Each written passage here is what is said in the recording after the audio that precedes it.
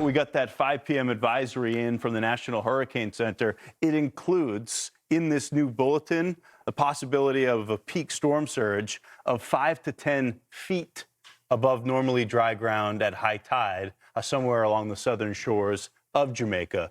Let's bring in Fox Weather hurricane specialist Bryan Norcross for his analysis. Bryan, we've been talking about Gilbert, 1988, as the comp for this, right? A Category 3 technically at landfall. Sandy, that produced a surge of over 8 feet on the southern shores of Jamaica. That was a Category 1. It appears as though this could be a much, much worse scenario. Yeah, well, the southern part of Jamaica has these bays all along there. And so the bays are like catcher's mitts, and they grab the storm surge, and there's no way it can get out. So it has to go over the beaches and up over whatever it happens to be there.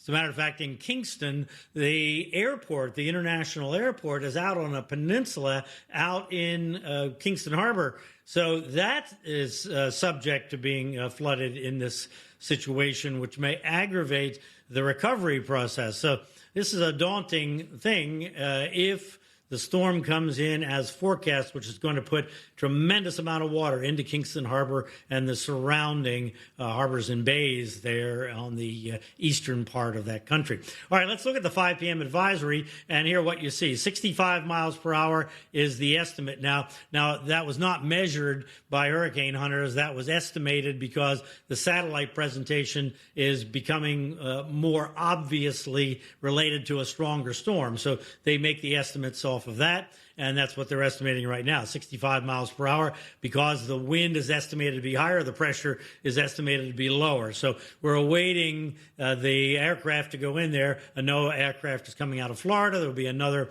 Air Force Reserve aircraft in there later on, and we'll get the updates here this evening. And now moving to the north, so kind of back on track of the way it was expected to go in the first place, drifting north, but the idea is that it's going to head on off to the west here pretty soon when it gets picked up by high pressure building to the north here. Not a whole lot of it, just weak high pressure, but it will move it over so that it moves south of Jamaica at least for a while.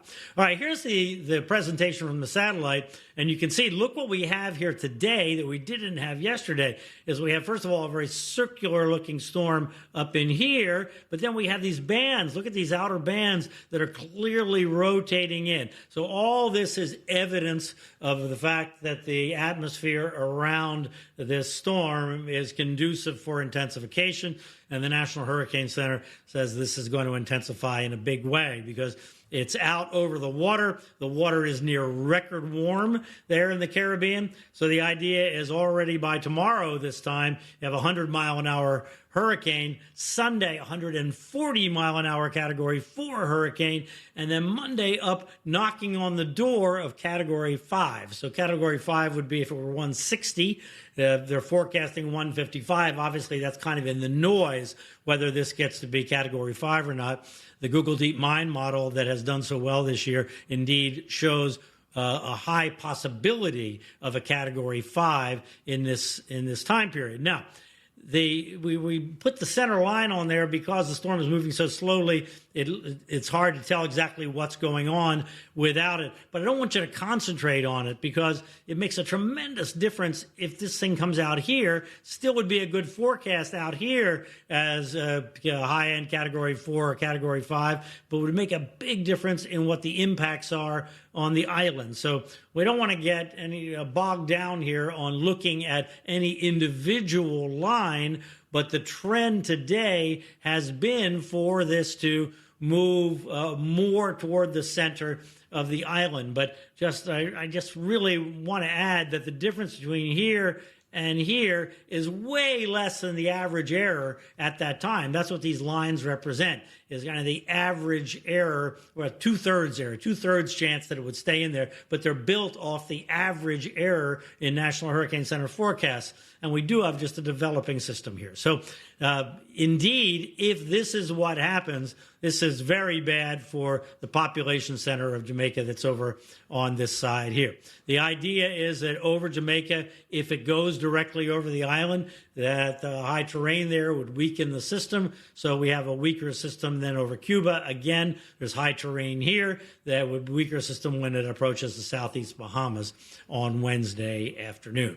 All right, so here is the Google DeepMind model. This is the afternoon run, and there you see going there and there. But we don't look at the individual lines except to see what's the scope of the possibilities. And you notice it tells us that everything in the kind of eastern two-thirds of Jamaica are the possibilities. The actual forecast is the average of those lines, and there you see the afternoon forecast. Remember that the circulation of the storm is this way, so that means it's pushing water here. It's pushing water up into Kingston Harbor, which is there, and the other bays here, and all along the south coast of Jamaica. It's pushing water if that ends up being the exact track. It's actually going over the tall mountains here, which means more moisture against the mountains, which means more water running downstream through the capital and on down into the Caribbean. So all this is bad on a track like that. It's bad no matter where. Any of those tracks are bad unless it happens to somehow go out here, but that's a infinitesimal chance of it missing the island according to the Google DeepMind model. Now, when we look at the European model, it's essentially the same. A little bit different, and it swings a little wider before it gets there, but still, the idea is a very, very threatening looking track based on this afternoon's information. We look at the whole package of possible tracks. You can see that let's just ignore the yellow ones for now. That's the GFS, and it has been acting oddly. Look at the red ones, and you see it's a similar thing from here over to here. So still a possibility anywhere across Jamaica, but the highest odds based on this afternoon's information is that it's somewhere directly over the island, putting the strong winds coming onshore, directly onshore, which is the maximum way you can get wind.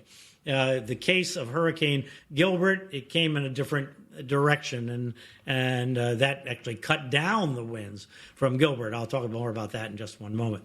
But when we add up all those lines, all that spaghetti that you saw, and say, where are the odds? Well, you just have high odds that Jamaica is right in the middle of it.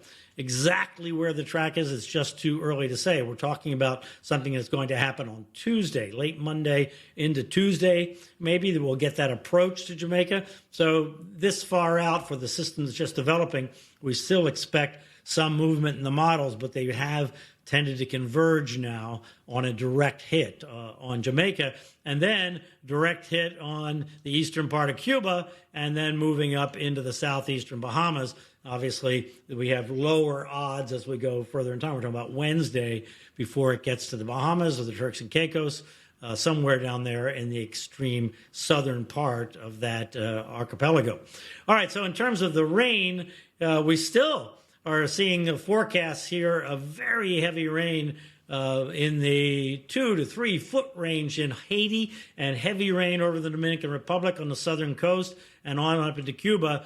And then in Jamaica, the analysis is from the European model. Look at the purples here. The purples are up in the 2 foot range. Some areas maybe up to 3 feet of rain. Here, the tall mountains are up in here where you can see the mountains there in the topography, but the tall one is up in this area here. So that's going to catch that moisture, and that moisture will run downhill, and then it has to go out through the various rivers and gullies and creeks and streams to get down to the Caribbean. Okay, what's driving all this? Well, here we have we're going all the way to Tuesday here, and you can see the European model and the National Hurricane Center have the system just approaching Jamaica at that time. So earlier today, the European model was well displaced from the Hurricane Center's forecast, and now everything is pretty much in line. The timing is a little bit different, but you can see the direction is the same to take it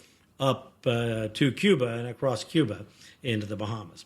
So, I just think it's important, Ian, that everybody remember that just because it's shifted like this doesn't mean it can't shift back. All of Jamaica is well within the errors that you expect for something that's going to happen late Monday into Tuesday.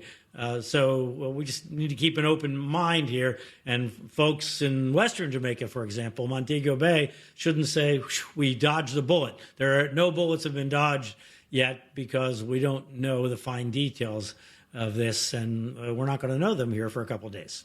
Yeah, Brian, clearly the entire island is still facing a considerable threat. We certainly hope this forecast as it is, especially you mentioned the deep mine model, that going right over the top, kind of the center of the island, with how hot, how well that's been performing.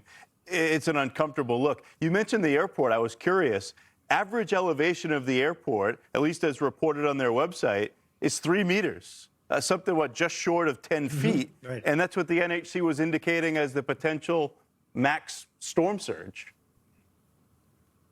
Right. And there's a kind of a causeway that goes out to that airport. So, it's likely that the airport will be flooded. I was looking at the elevations. The runways, this is all kind of landfill out there. The runways extend out into the harbor, and that's flood prone. So I don't think, if anything like this happens and storm surge goes in there, that airport is going to be functioning when this storm is over. Now, how long it'll take them to get it all cleaned up and working, I don't know. They only have one runway there, so we'll see. This may be a case that people have to use Montego Bay to get out if a track over the center of the island or near Kingston ends up being what happens. Yeah, these are all the things that we'll be watching very closely through the weekend, the early part of next week.